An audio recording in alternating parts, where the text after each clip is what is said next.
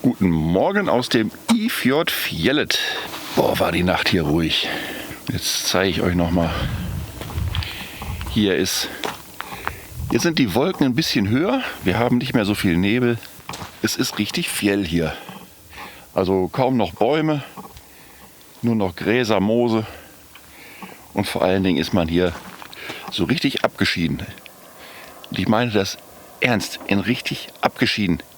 Es gibt nicht mal Internet hier. Ich zeige euch mal ein bisschen, wie wir hier gestanden haben. Okay, ist ein recht großer Aschenplatz hier, oder Schotterplatz.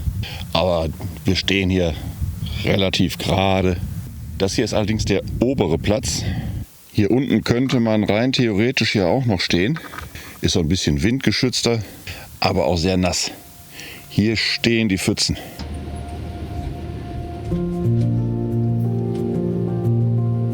Das ist was anderes. Also, oder die haben den Wagen hier stehen und machen den Stern. Wir sind hier jetzt im Ifjord Fjellet unterwegs. Geile Weiten. Wenn jetzt noch Sonne scheinen würde, wäre schön. Dann wäre es perfekt. Guck mal, und Rentiere ohne Ende. Jetzt sind da oben schon wieder welche. Die Herden werden langsam größer. Also die Landschaft ist echt abwechslungsreich. Jetzt sind wir schon wieder unterhalb der Baumgrenze. Jetzt gibt es schon wieder Bäume. Gerade war so richtig nix. Ich glaube, wir kommen auch so langsam, aber sicher wieder in Meereshöhe. Nach 500 Metern.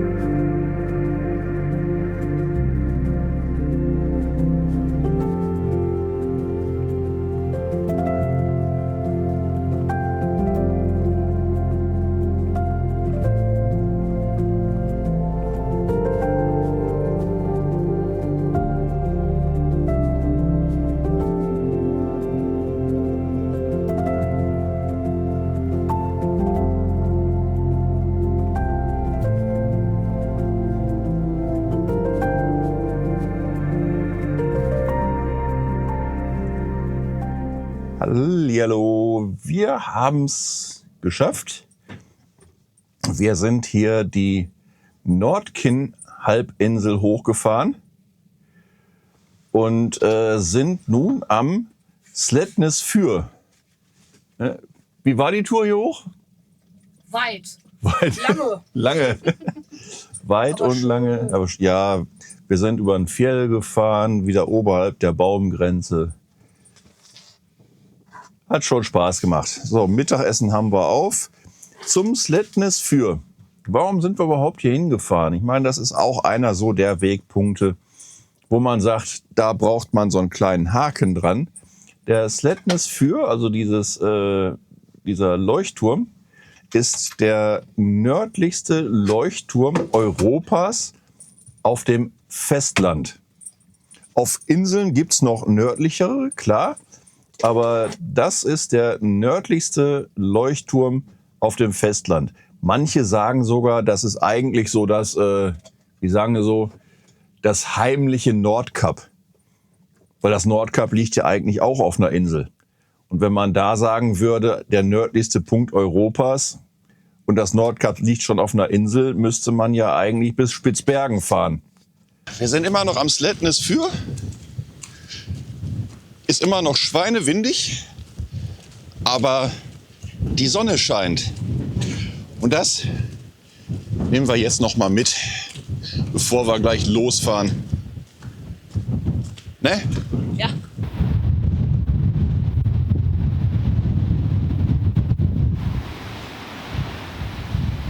Oh, hier ist eine ganz schöne Gischt. Die Brandung ist also nicht zu verachten hier.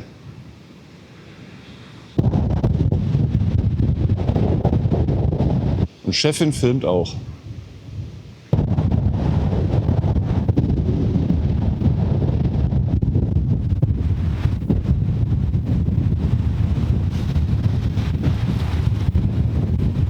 Hier in diesen Nebengebäuden, da befinden sich noch ein paar Ferienwohnungen und auch ein Café. Aber wie gesagt, September, out of season.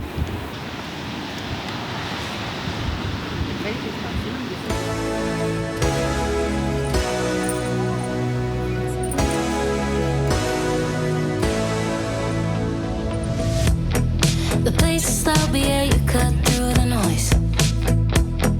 I wish I knew what you were thinking of. One last drink before it's time to go home. I had my chance, but I screwed it up once more.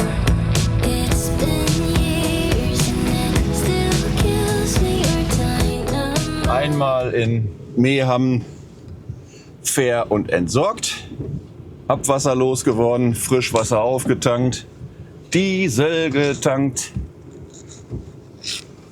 AdBlue nachgekippt.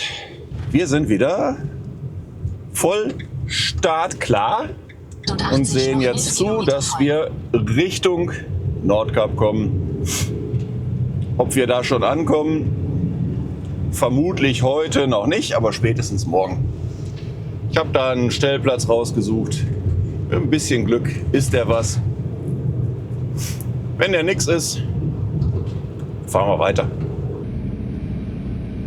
Sagt der Richtige, der 8 Uhr nicht mehr zum Aufstehen.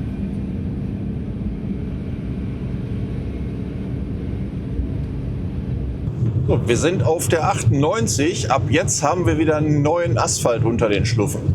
Jetzt betreten wir wieder Neuland. Und jetzt gucken wir mal, was wir auf dieser Strecke noch so alles erleben. Aber erstmal ist der Asphalt hier ganz schön. Scheiße. Genau, alles kaputt.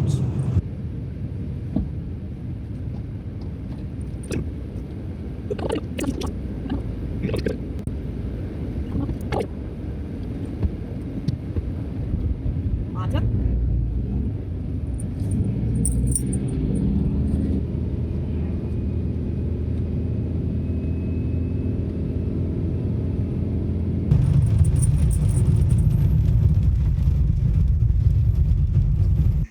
Hier vorne stand Aussichtspunkt und ich habe mir gedacht, kann man sich ja mal angucken, ne? Also ganz so verkehrt ist er nicht, wenn der jetzt nicht so im Nebel wäre oder nicht so viel Nebel. Man kann zwar weit gucken, aber hätte auch schöner sein können.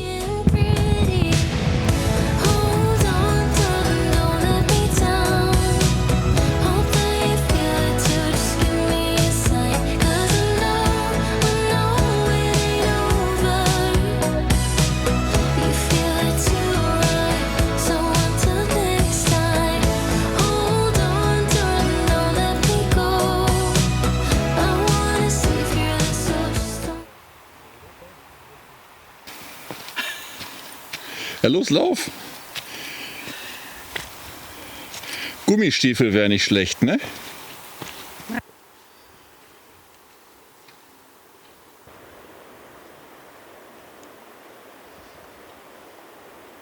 Bis hier unten runter zum Canyon, das hat teilweise schon was von Hochalpin. Da muss man schon echt klettern und sich an Bäume festhalten. Aber das hier ist einer von den Aussichtspunkten. Und man kann hier unten wirklich bis auf den Grund gucken. So klar ist das Wasser.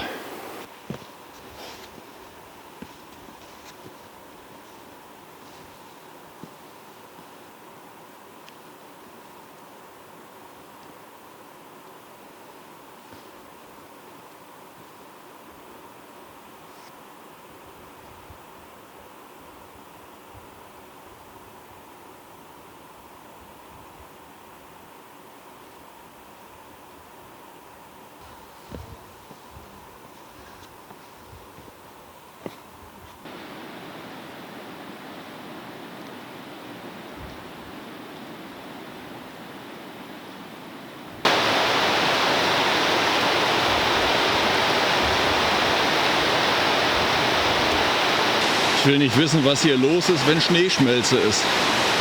Wenn hier richtig Wasser runterkommt. Und anscheinend gibt es hier tatsächlich so ein paar Wahnsinnige, die hier runterklettern. Bin ich zu alt für, mache ich nicht.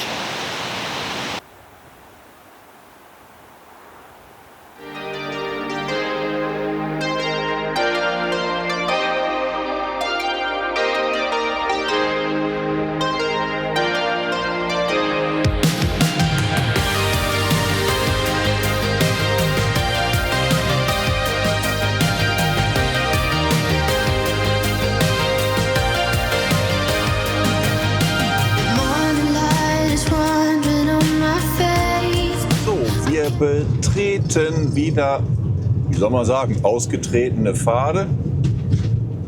Ich sag's mal so, auf dieser Straße sind wir schon gewesen.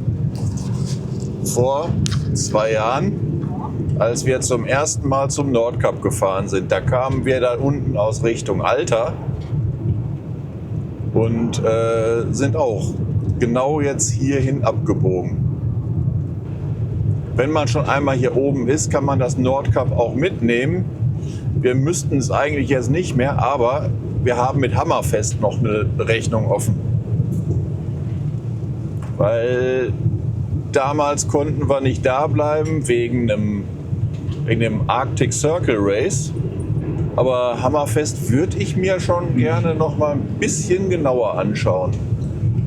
Und ich sag mal, wenn man auch schon nach Hammerfest fährt, kann man auch zum Nordkap fahren. Deswegen Nordkap 2.0.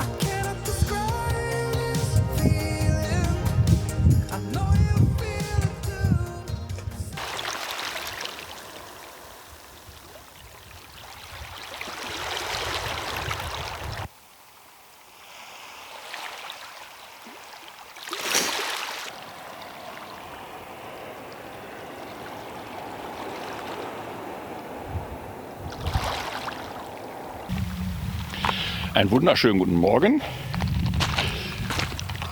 Wir haben es mal wieder bis fast vors Nordkap geschafft. Wir stehen hier auf einem echt neuen Stellplatz. Der ist noch gar nicht so alt. Und das wäre so der Ausblick. Ich stehe hier unten am Strand.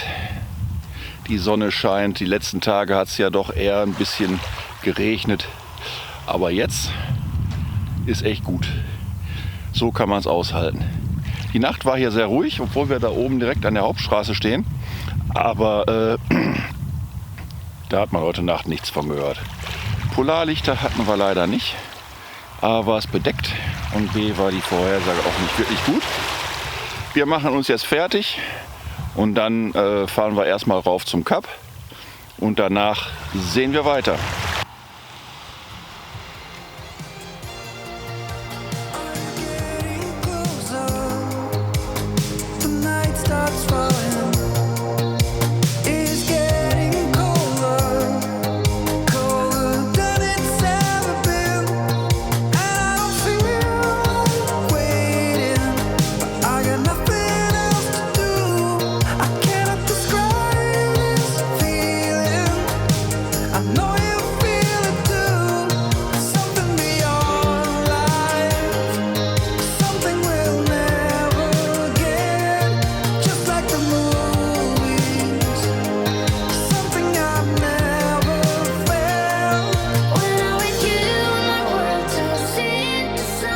Wir sind soweit.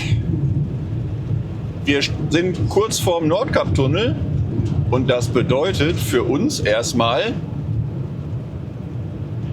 8 Kilometer Dunkelheit. Das ist nicht das Problem. Das Problem wird sein 9% Gefälle und danach 9% Steigung. Der Tunnel 6.870 Meter und geht 200 Meter unter die Erde. So. Und rein in den Berg. Rein in den Berg.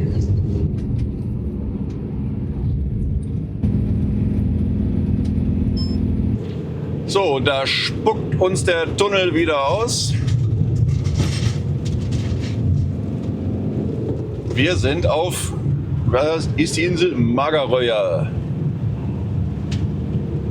Die letzten Kilometer bis zum Nordkap.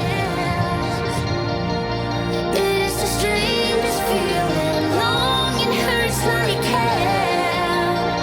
And this taste of the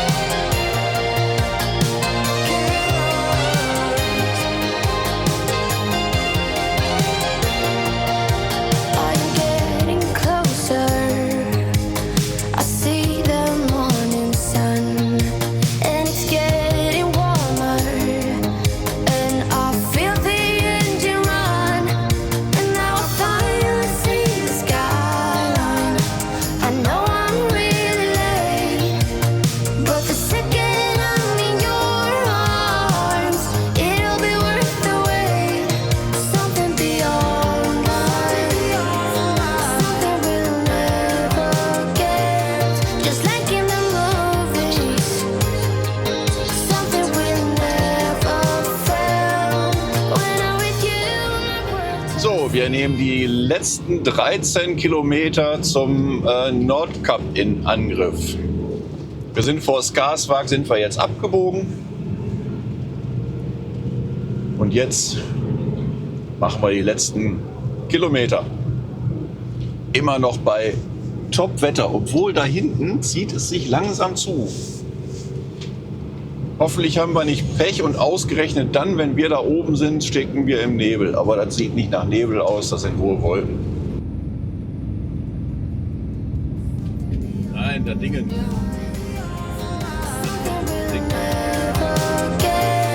just like in the movies, something will never fail. When I'm with you, my world turns into something else. It is the strangest feeling, long it hurts like hell.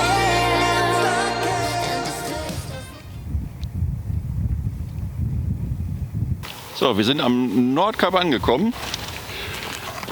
Für die, die uns schon länger folgen, erinnert ihr euch noch, als wir das letzte Mal da waren? Da war hier Wind, schon Sturm. Es hat genebelt, es war richtig neblig und es war grau. Und heute strahlend blau, Sonne, geil. Gehst mal eben bitte weg. So, und als Beweis, wir sind mal wieder am Nordkap. Wir haben es wieder mal geschafft. Jawohl, Jawohl, ja. bei schönstem Wetter. Tschüss. Ja, haben wir's. Okay. Und jetzt gehen wir weg von der Kugel. Wir wollen noch mehr Fotos gemacht haben.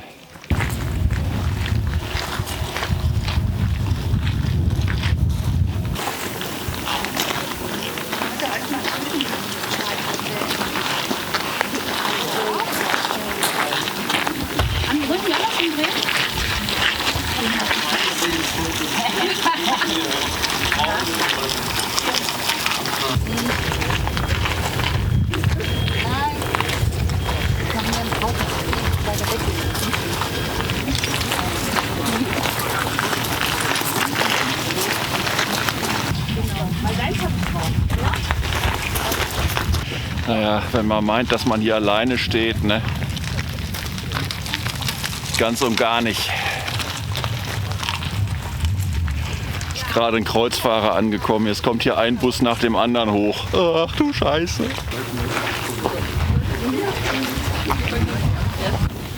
Ist mal wieder viel los hier.